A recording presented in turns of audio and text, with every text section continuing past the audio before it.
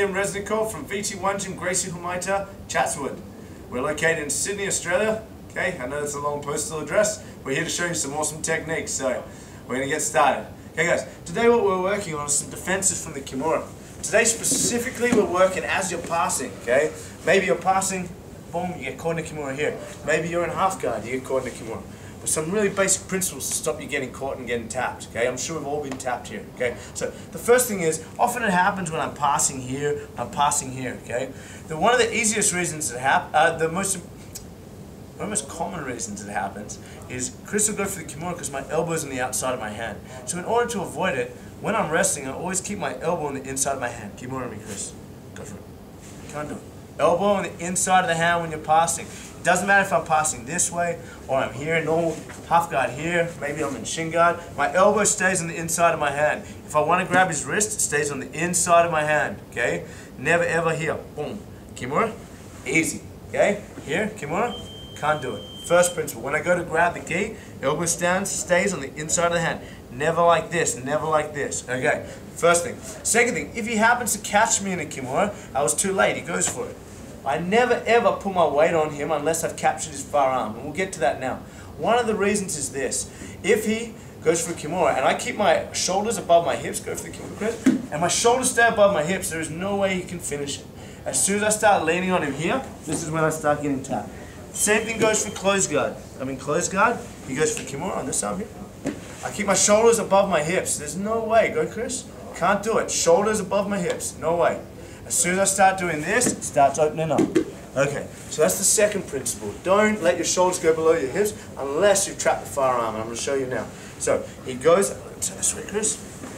I do this from close guard as well. He goes for the Kimura. As he sits up here, this arm comes under here and I grab his wrist. If the guy's too big, you can just grab the gi. I grab the wrist here and he goes for the Kimura. He's got no leverage. Crank it, Chris. Can't, because I'm holding his arm. And this is the arm that pushes through. Okay, I've placed a bolt in here. As soon as I release the bolt, he pushes for the Kimura. Boom.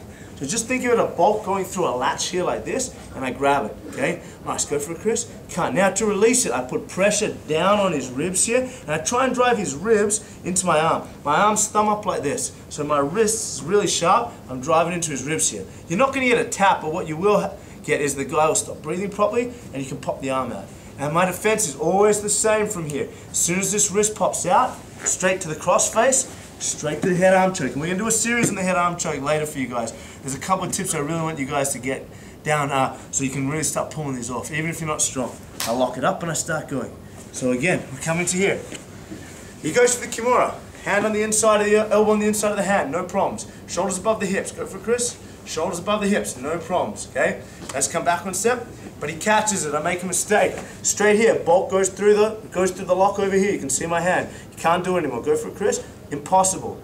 I drive him down onto my wrist here, and I do a circle with the arm. So if we look here, I circle my wrist like this, straight to his neck, and then I start looking for my head arm choke, okay guys? If it's MMA or no-gi, I can start punching the guy from here. This is obviously a happy place to be, defend my punches. Look. Okay, so it's impossible from here. Okay, so guys, that's how we prevent it, okay? So a couple of things we can do to attack it, we're going to do in the next series, but I just want to revise over that again. First, elbow on the inside of the hand. Second, if he goes for it, shoulders above the hips. Third, hand goes through here, bolt through the latch here, and now I drive into my wrist, and I do a circle. Lock up the head arm, start passing, or look for the head arm choke, guys. Okay, that's the first part of the series. Start getting that down pat, and next week we're going to do some easy counters to that, which are going to lead to submissions.